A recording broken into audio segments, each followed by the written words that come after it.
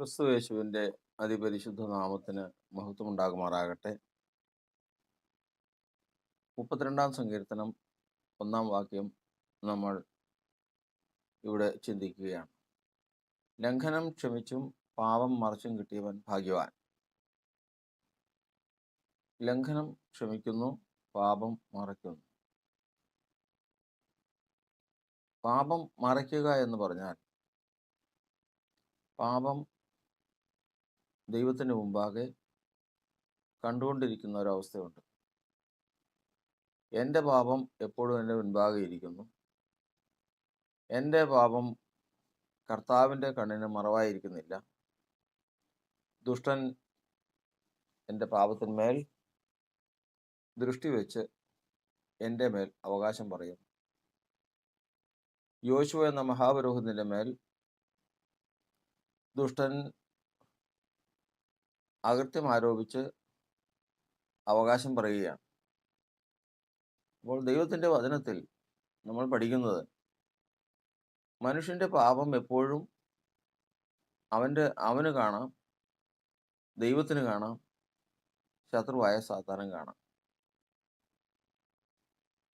ഇത് എവിടെയാണ് ഇത് കാണുന്നത്? അതിന് കർത്താവിൻ്റെ വചനത്തിൽ യിരെമ്യാ പ്രവചനത്തിൽ പ്രകാരം വായിക്കുന്നു.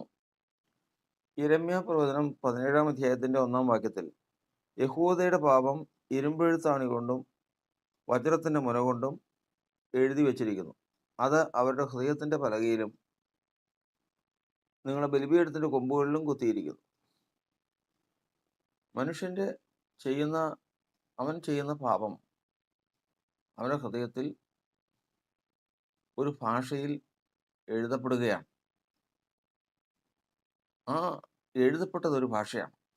ഭാഷയിൽ എഴുതി എന്നുള്ളതിനേക്കാൾ കൂടുതൽ ആ എഴുതപ്പെട്ടത് ഒരു ഭാഷയാണ്. ആ ഭാഷയാണ് അവൻ ചെയ്ത അകൃത്യം. ഈ അകൃത്യം ദൈവം നോക്കുമ്പോൾ കാണും, ഹൃദയത്തെ നോക്കുന്ന ദൈവം നോക്കുമ്പോൾ കാണും. കാരണം ഹൃദയത്തിലാണ് എഴുതിയിരിക്കുന്നത്. ചെയ്ത മനുഷ്യൻ്റെ ദൃഷ്ടിയിൽ അതുണ്ടായിരിക്കും. ദാവീദ് പറയുന്ന പോലെ എൻ്റെ പാപം എപ്പോഴും അതിന് മുമ്പാകെ ഇരിക്കുന്നു. 3-മത്തത്, ശത്രു അവൻ്റെ വസ്ത്രത്തിന്മേൽ നോക്കി അതിനെ അവകാശം പറയുന്നു. ഇങ്ങനെ ഈ 3 ഭാഗത്തും മനുഷ്യൻ്റെ അകൃത്യങ്ങളും ലംഘനങ്ങളും കാണാവുന്നതാണ്. ദൈവത്തിൻ്റെ വചനപ്രകാരം ഇപ്രകാരം മനുഷ്യൻ ചെയ്യുന്ന അകൃത്യം അല്ലെങ്കിൽ പാപം, അത് നോക്കിയാൽ കാണുന്ന ഇടങ്ങൾ, ഒന്ന് അവൻ്റെ ഹൃദയം എന്ന മാംസപ്പലകയിൽ എഴുതപ്പെടും. 2-മത്തത്, അകൃത്യം അവൻ്റെ അസ്ഥികളിൽ ശേഖരിക്കപ്പെടും. 3-മത്തത്, അവൻ്റെ മുഖത്ത് ആ അകൃത്യം പ്രതിഫലിക്കും. 4-മത്തത്, ആ അകൃത്യത്തിനൊത്തവണ്ണം അവൻ്റെ ശബ്ദത്തിന് വ്യത്യാസം ഉണ്ടാകും. അപ്പോൾ ഇത്രയും കാര്യങ്ങൾ മനുഷ്യനെ സംബന്ധിച്ച് അവൻ്റെ പാപത്തിൽ അവന് മാറ്റം വരുന്ന ഭാഗങ്ങളാണ്. ഓർക്കണം, 1 അസ്ഥി, 2 ഹൃദയം എന്ന മാംസപ്പലക, 3-മത്തത് മുഖം, 4-മത്തത് സ്വരം. അപ്പോൾ ഇവിടെ നിന്ന് നമ്മൾ എത്രയേറെ മറച്ചു വെച്ചാലും, എത്രയേറെ നീതീകരിക്കപ്പെട്ട് ന്യായീകരിച്ചാലും ദൈവം നോക്കുന്ന ഇടം ആ അഗ്നിജ്വാലയ്ക്കത്തുള്ള കണ്ണുള്ളവൻ നോക്കുമ്പോൾ നമ്മുടെ അകൃത്യം നിശ്ചയമായിട്ടും അത് വെളിപ്പെടുക തന്നെ ചെയ്യും. അപ്പോൾ ഇങ്ങനെ ഈ 4 വചനങ്ങൾ നമ്മുടെ ജീവിതത്തിൽ എപ്പോഴും ഓർക്കുക. അകൃത്യം അവൻ്റെ അസ്ഥികളിൽ അടയ്ക്കപ്പെടുന്നു, പാപം ഹൃദയത്തിൽ എഴുതപ്പെടുന്നു, മുഖത്ത് കളങ്കമുണ്ടാകുന്നു, അവൻ്റെ സ്വരത്തിന് അകൃത്യം വായെ പഠിപ്പിക്കുന്നു. ഞാൻ എൻ്റെ ഹൃദയത്തിൽ അകൃത്യം കരുതിയിരുന്നുവെങ്കിൽ കർത്താവ് കേൾക്കയില്ലായിരുന്നു. എന്നാൽ അവൻ എൻ്റെ പ്രാർത്ഥനാ ശബ്ദം ശ്രദ്ധിച്ചിരിക്കുന്നു. അവൻ്റെ സ്വരത്തിന് വ്യത്യാസം വരുന്നു. സ്വരത്തിൻ്റെ വ്യത്യാസം, മുഖത്തിൻ്റെ വ്യത്യാസം, ഹൃദയത്തിൻ്റെ വ്യത്യാസം, അസ്ഥികളിലെ വ്യത്യാസം, ഇത്രയും മാറ്റങ്ങൾ ഒരു മനുഷ്യൻ്റെ പാപത്തിൽ സംഭവിക്കുന്നതാണ്. ഇത് എല്ലാം ഇത്രയും മാറ്റങ്ങൾ വന്ന ഒരുവനാണ് അവൻ ലംഘനം മറച്ചു വയ്ക്കുന്നത്, അവൻ തെറ്റുകാരനല്ല എന്ന് വാദിക്കുന്നത്, അവൻ്റെ ജീവിതം കുറ്റമറ്റതാണെന്ന് അവൻ വിശ്വസിക്കുന്നത്. ഇതെല്ലാം ശത്രുവിൻ്റെ പ്രവർത്തനമാണ്. അതുകൊണ്ട് ഈ കാര്യങ്ങൾക്ക് മാറ്റം വരാൻ എങ്ങനെയെന്ന് ആദ്യമേ നമ്മൾ ദൈവത്തിൻ്റെ വചനപ്രകാരം പഠിക്കണം. ഇതിനൊന്നാമത്തെ കാര്യമെന്ന് പറയുന്നത്, പാപം അന്വേഷിക്കുമ്പോൾ കാണരുതാത്ത ഭാഗങ്ങളാണ്. അസ്ഥികൾ നോക്കും, ഹൃദയത്തിൽ നോക്കും, മുഖത്ത് നോക്കും, സ്വരത്തിൽ നോക്കും. ഈ 4 ഭാഗത്തും അവൻ്റെ അകത്ത് ഉണ്ടാകാൻ പാടില്ല. ഭൂമിയിലുണ്ട് താൻ. ഊരിയാവിനെ കൊന്നതിന് ശേഷം അവൻ്റെ ഭാര്യയെ ദാവീദ് എടുത്തു. സ്പഷ്ടമായിട്ട് ഇസ്രായേൽ ജനത്തിന് എല്ലാം അറിയാം. ദാവീദ് ചെയ്ത പാപം ഇസ്രായേൽ ജനത്തിനൊക്കെയും അറിയാം. നിരപരാധിയായ ഒരു മനുഷ്യൻ വധിക്കപ്പെട്ടു. അവൻ്റെ ഭാര്യയെ തൻ്റെ ഭാര്യയായിട്ട് എടുത്തു. ആ ഭാര്യയിൽ കുഞ്ഞുങ്ങളുമുണ്ട്. അതിനെ ഇല്ലാതാക്കിയിട്ട് ഏതായിരുന്നാലും ഇവൻ നീതീകരിക്കപ്പെടാൻ സാധിക്കുന്നുമില്ല. പക്ഷേ ദൈവത്തിൻ്റെ വചനം പറയുന്നത് ഭൂമിയിൽ ഈ പാപം എല്ലാം ഉണ്ട് എന്നുള്ളത് ശരി തന്നെയാണ്. ആർക്ക് വേണമെങ്കിലും ചൂണ്ടിക്കാണിക്കാം. എതിരാളിയായ സാത്താനെ ചൂണ്ടിക്കാണിക്കാം. സകല മനുഷ്യർക്കും ചൂണ്ടിക്കാണിക്കാം. ദാവീദ് നീതിമാനാണോ? ദാവീദ് നീതിമാനല്ല എന്നുള്ളതിൻ്റെ തെളിവ് തന്നെയാണ് ദാവീദിന് ശേഷം ദാവീദിൻ്റെ സിംഹാസനത്തിലിരിക്കുന്ന തൻ്റെ പുത്രനായ ശലോമോൻ. അവൻ്റെ അമ്മ ആരാ? ബത്ശേബയാണ് അവൻ്റെ അമ്മ.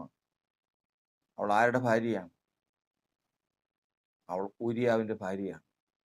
ഊരിയാവ് എന്ത് ചെയ്യും? ദാവീദ് കൊന്നു. എന്തിനു വേണ്ടി? ഭാര്യയെ എടുക്കാൻ.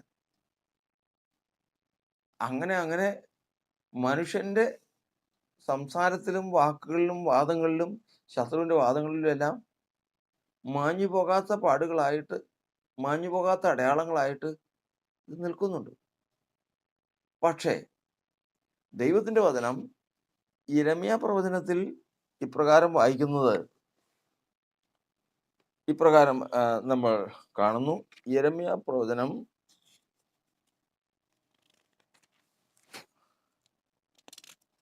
50-ാം അധ്യായത്തിൻ്റെ 20-ാം വാക്യത്തിൽ, ഞാൻ ശേഷിപ്പിച്ചു വയ്ക്കുന്നവരോട് ക്ഷമിക്കിയാൽ ഈ നാളുകളിൽ ആ കാലത്ത് ഇസ്രായേലിൻ്റെ അകൃത്യം അന്വേഷിച്ചാൽ അത് ഇല്ലാതെയിരിക്കും.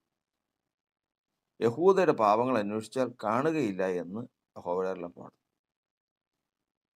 അപ്പോൾ ദൈവം ക്ഷമിച്ചതുകൊണ്ട് പാപം നോക്കിയാൽ കാണൂല. ദൈവം ക്ഷമിച്ചതുകൊണ്ട് പാപം നോക്കിയാൽ കാണൂല. എവിടെ കാണൂല? ദൈവം ക്ഷമിച്ചെങ്കിൽ, ദൈവം ദാവീദിനോട് ക്ഷമിച്ചതാണ്. ദൈവം ദാവീദിനോട് ക്ഷമിച്ചെങ്കിൽ ഈ വചനപ്രകാരം പാപം നോക്കിയാൽ കാണാൻ പാടില്ല. ആരെയൊക്കെ കാണാൻ പാടില്ല? ബത്ശേബയെ കാണാൻ പാടില്ല. ബത്ശേബയെ ഉണ്ടാകും മക്കളെ കാണാൻ പാടില്ല. പക്ഷെ അവരൊക്കെ കാണുകയും ചെയ്യാം. ദാവീദിന്റെ പാപം ഓർപ്പിക്കുന്ന ഈ ഭാഗങ്ങളൊക്കെ കാണുകയും ചെയ്യും. ഇവിടെയാണ് കാണുന്ന മനുഷ്യർക്ക് തെറ്റിപ്പോകുന്നത്. അഹീത്തോഫലിനൊക്കെ തെറ്റിയത് എവിടെയാണ്? ശിമെയിക്ക് തെറ്റിയത് അവിടെയാണ്. അനേകർക്ക് തെറ്റിയത് അവിടെയാണ്. എന്താണ്? അവർക്ക് സംശയം വേണ്ട, ദൈവം നീതിമാനാണ്. ദൈവം ദോഷത്തിന് കൂട്ടുനിൽക്കുന്നവനല്ല. അനീതിക്കും വഞ്ചനയ്ക്കും കൂട്ടുനിൽക്കുന്നവനല്ല ദൈവം.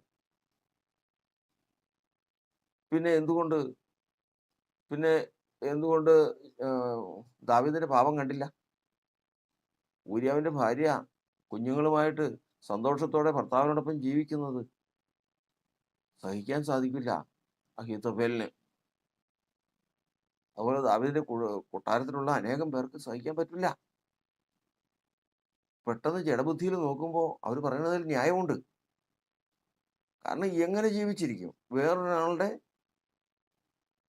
ഭാര്യയെ കവർന്നെടുത്ത് അയാളെ കൊന്ന് തൻ്റേതാക്കി തീർത്ത് തൻ്റെ കുടുംബവർദ്ധനവിന് വേണ്ടി തൻ്റെ രാജ്യത്വത്തിൽ അവനെ വാഴിച്ചു എന്ന് പറയുമ്പോൾ ആ പാപം അത് ദൈവം ക്ഷമിച്ചെന്ന് പറഞ്ഞാലും ക്ഷമിക്കാൻ സാധിക്കാത്തവരുണ്ട്.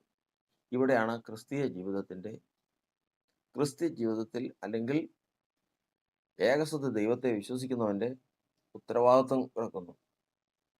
കാരണം ഒരു മനുഷ്യന്റെ പാപം കടുംചുവപ്പായിരുന്നാലും എന്ന് പറയുമ്പോൾ നമുക്ക് എളുപ്പം പറയാം. എത്ര കടുംചുവപ്പായിരുന്നാലും ഹിമം പോലെ വെളുക്കും എന്നൊക്കെ പറയുമ്പോൾ പറയാം. ഈ കടുംചുവപ്പ് എന്ന് പറയുന്നത് ഇതാണ്. ഇത് കടുംചുവപ്പാണ് ഈ പാപം. പക്ഷെ ഹിമം പോലെ വെളുപ്പിപ്പാൻ കർത്താവിന് കഴിയും. അതന്വേഷിച്ചാൽ ഇല്ലാതിരിപ്പാൻ കർത്താവിന് കഴിയും. എവിടെ? യഹൂദരുടെ പാപം നമ്മൾ യെരമ്യാ പ്രവചനത്തിൽ വായിച്ചത് പ്രകാരമാണ്. ആ യഹൂദരുടെ പാപം അന്വേഷിച്ചാൽ അത് ഇല്ലാതിരിക്കും. എവിടെ അന്വേഷിച്ചാൽ? ഭൂമിയിൽ അന്വേഷിച്ചാൽ അതുണ്ടോ? ഉണ്ട്. അത് ഇല്ലെന്ന് പറയാൻ പറ്റില്ല, സ്പഷ്ടമായിട്ടുണ്ട്. പിന്നെ എവിടെ അന്വേഷിച്ചാലാണ് കാണാതിരിക്കുന്നത്? അവിടെയാണ് ഇത്. അസ്ഥികളിൽ അന്വേഷിച്ചാൽ ഇല്ലാതിരിക്കും, മുഖത്തന്വേഷിച്ചാൽ ഇല്ലാതിരിക്കും, സ്വരത്തിൽ അന്വേഷിച്ചാൽ ഇല്ലാതിരിക്കും, ഹൃദയത്തിൽ അന്വേഷിച്ചാൽ ഇല്ലാതിരിക്കും. അതിന് കഴിവുള്ളവനാണ് ദൈവം.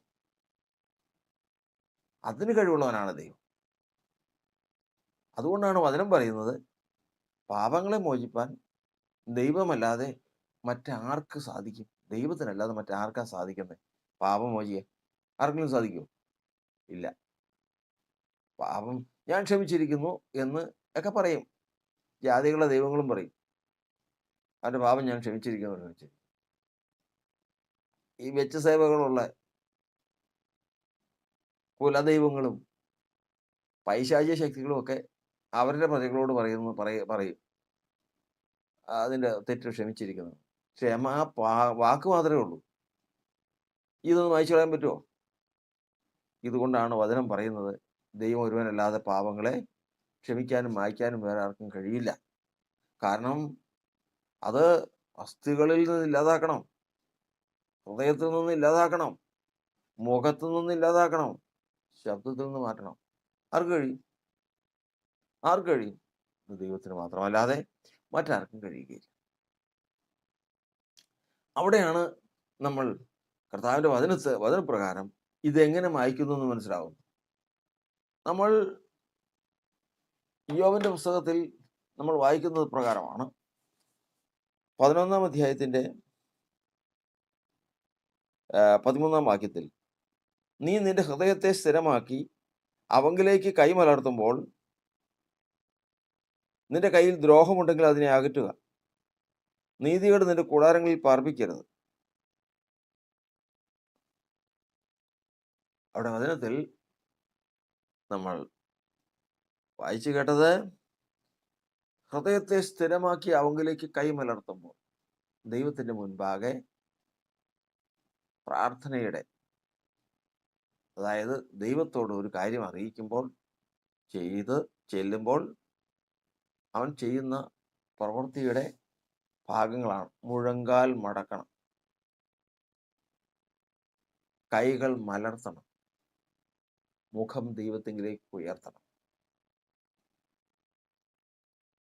ഇങ്ങനെ ചെയ്യുമ്പോൾ ദൈവം മുഖത്തു നോക്കും. ഹൃദയത്തെ നോക്കുന്ന ദൈവം മുഖത്തു നോക്കും.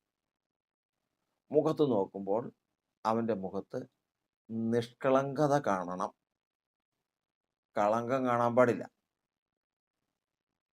കൈകളിൽ കുറ്റമില്ലായ്മയുണ്ടായിരിക്കണം. എൻ്റെ കൈകളെ കുറ്റമില്ലായ്മയിൽ കഴുകി എന്നാണ് പറയുന്നത്. കഴുകപ്പെട്ട കൈകളായിരിക്കണം, കുറ്റം കഴുകപ്പെട്ട കൈകളായിരിക്കണം. കളങ്കമില്ലാത്ത മുഖമായിരിക്കണം. ഇതിനു വേണ്ടിയിട്ട് എന്ത് ചെയ്യാൻ പറ്റും? അവിടെ വചനത്തിൽ എഴുതിയിരിക്കുന്നത്, നിന്റെ കൈകളിലെ ദ്രോഹം അകറ്റുക, നീതികേട് കൂടാരങ്ങളിൽ പാർപ്പിക്കരുത്. ഹൃദയത്തിൽ നീതികേട് ഉണ്ടാകാൻ പാടില്ല, കയ്യിൽ ദ്രോഹം ഉണ്ടാകാൻ പാടില്ല. കുറ്റമില്ലായ്മയിൽ കൈകളെ കഴുകണം. ഹൃദയത്തിൽ നീതികേട് ഈ കൂടാരത്തിനകത്ത് ഉണ്ടാകാൻ പാടില്ല. ഹൃദയത്തിലെ നീതികേട് ഏറ്റുപറഞ്ഞ് ഉപേക്ഷിച്ചിരിക്കണം. അങ്ങനെ വന്നാൽ അപ്പോൾ നീ കളങ്കം കൂടാതെ മുഖമുയർത്തും, നീ ഉറച്ചു നിൽക്കും, ഭയപ്പെടുകയില്ല. ഉറച്ചു നിൽക്കും, ഭയമുണ്ടാവില്ല.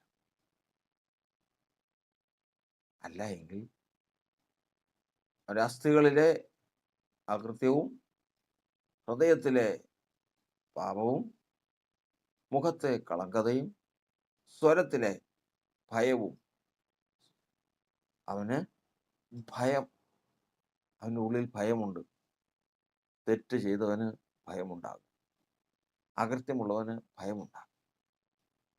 ഇത്രയും കാര്യങ്ങൾ മനുഷ്യൻ്റെ ജീവിതത്തിൽ നിന്ന് നീക്കിക്കളഞ്ഞാൽ മാത്രമേ ദൈവത്തിൻ്റെ വചനപ്രകാരം അവൻ്റെ അകൃത്യം അന്വേഷിച്ചാൽ അത് ഇല്ലാതാകുകയുള്ളൂ. അപ്പോൾ നമ്മൾ ഇന്ന് കർത്താവിൻ്റെ വചനം പഠിക്കുന്ന പ്രകാരം ഇത് ചെയ്ത് കിട്ടിയവൻ ഭാഗ്യവാനാണ്. ഏത് ചെയ്ത് കിട്ടിയവൻ? ലംഘനം ക്ഷമിച്ചും പാപം മറച്ചും കിട്ടിയവൻ ഭാഗ്യവാനാണ്. പാപം നോക്കിയിട്ട് കാണുന്നില്ല. പലരും തങ്ങൾ ചെയ്ത പാപം മറയ്ക്കും. പലരും തങ്ങൾ ചെയ്ത പാപം മറയ്ക്കും. ചെയ്തെന്ന് വെച്ച് കഴിഞ്ഞാൽ ഏതെങ്കിലും ദോഷം തങ്ങളുടെ കൈകൊണ്ട് ചെയ്തിട്ടുണ്ടെങ്കിൽ അതങ്ങോട്ട്, അതിനൊരു പരിഹാരം അങ്ങോട്ട് ഭൗതികമായിട്ട് വരും. പക്ഷേ മനുഷ്യൻ ചിന്തിക്കേണ്ടത്, ലംഘനം ക്ഷമിക്കണം ആദ്യം ദൈവം. ആദ്യം ലംഘനം ക്ഷമിക്കണം. ദൈവത്തോട് ചെയ്ത ദ്രോഹം ക്ഷമിക്കണം. അത് ക്ഷമിക്കുന്നതിന്, ലംഘനം മറയ്ക്കുന്നവന് ശുഭം വരികയില്ല. ഏറ്റുപറഞ്ഞ് ഉപേക്ഷിക്കുന്നതിന് കരുണ ലഭിക്കും. ലംഘനം ഏറ്റുപറഞ്ഞ് ഉപേക്ഷിക്കണം. അപ്പൊ കർത്താവ് ക്ഷമിക്കും. രണ്ടാമത്തത്, പാപം മറയ്ക്കണം. തന്നിലുള്ള പാപത്തെ ദൈവം മറച്ചു കളയണം. മറച്ചു കളയാന്ന് വെച്ച് കഴിഞ്ഞാൽ അന്വേഷിച്ചാൽ അത് കാണാൻ പാടില്ല. പാപം എവിടെയൊക്കെ നോക്കും? ദാവീദിന്റെ അസ്ഥികളിൽ നോക്കും, ദാവീദിന്റെ ഹൃദയത്തിൽ നോക്കും, ദാവീദിന്റെ മുഖത്ത് നോക്കും, സ്വരത്തിൽ നോക്കും. ഇത്രയും ഭാഗത്ത് നോക്കുമ്പോൾ ഉണ്ടാവില്ല. ഭൂമിയിൽ നോക്കുമ്പോഴോ ഉണ്ട് താനും.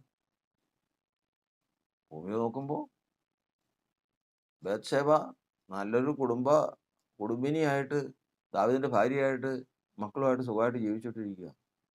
ദാവീദിന്റെ പാപമാണ്. ഭൗതികമായിട്ട് നോക്കുമ്പോൾ കാണും. പക്ഷേ ദൈവം നോക്കുന്നത് അവിടെയല്ല. ഇവിടെ മനുഷ്യർക്ക് തെറ്റ് പറ്റാതിരിക്കാനാണ്. അനേകരുടെ ചെയ്ത പാപം നോക്കി അവനെ വിധിച്ചുകൊണ്ടിരിക്കും. അവൻ ചെയ്തത് സ്പഷ്ടമായിട്ട് കൊണ്ടല്ലോ, എനിക്കറിയാലോ അവൻ്റെ പാപം. അനേകർ പറയുന്നത് കേട്ടിട്ടുള്ളതാണ്. എനിക്കറിയാം അവൻ്റെ പാപം. ഞാനിവിടെ നിൽക്കുമ്പോഴാണല്ലോ അവൻ അത് ചെയ്തത്, എനിക്കറിയാം.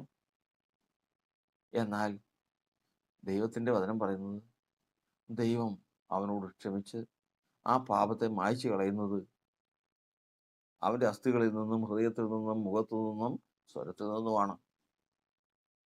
അങ്ങനെ മായ്ച്ചു കളഞ്ഞു കഴിഞ്ഞാൽ ശത്രു വരുമ്പോൾ അങ്ങനെ ഒരു പാപം ഇല്ല.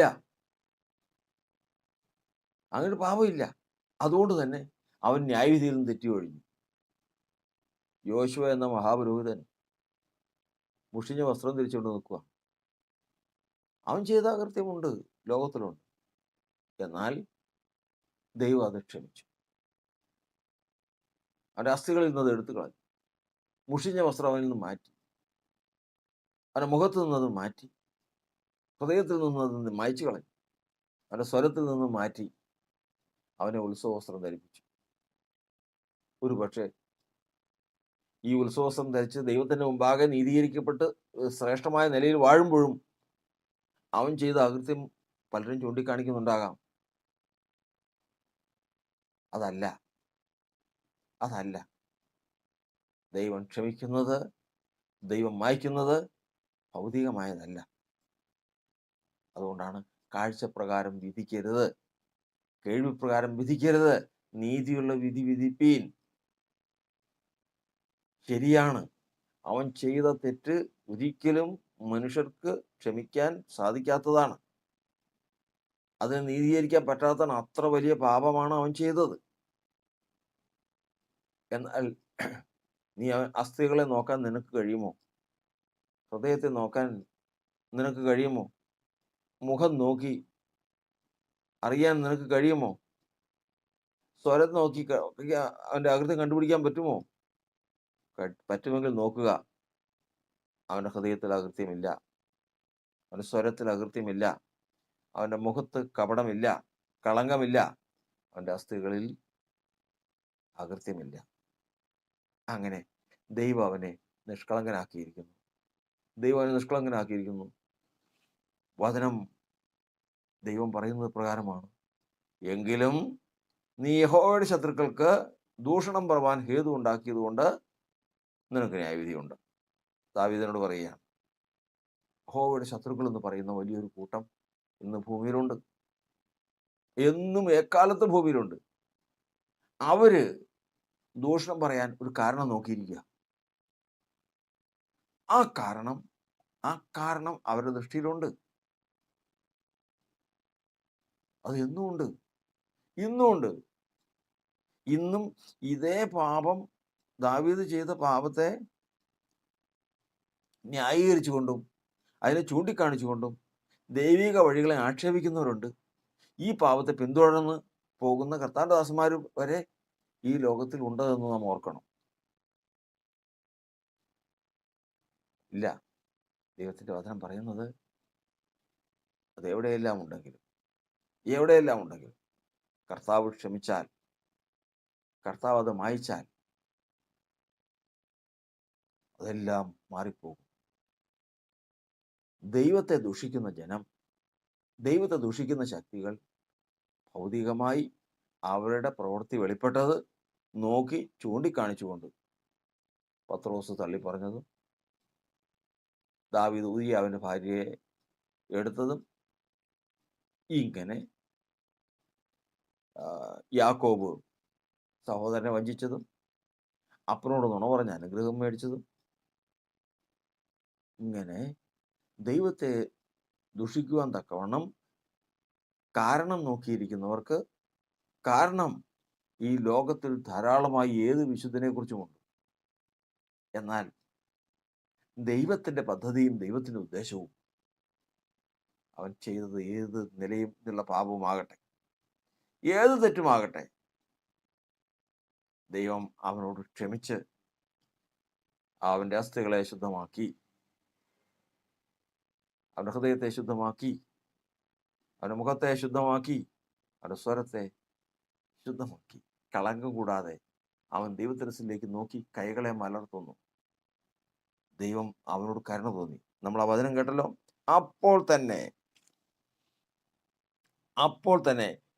അപ്പോൾ നീ കളങ്കം കൂടാതെ മുഖമുയർത്തും, നീ ഉറച്ചു നിൽക്കും, ഭയപ്പെടുകയില്ല, നീ കഷ്ടത മറക്കും. അനേകം പേർ നീതീകരിക്കപ്പെട്ട് ദൈവത്താൽ സംരക്ഷിക്കപ്പെട്ട് സുഭിക്ഷമായിട്ട് സന്തോഷമായിട്ട് ദൈവത്താൽ അനുഗ്രഹിക്കപ്പെട്ട് ജീവിച്ചുകൊണ്ട് പോകുന്നു.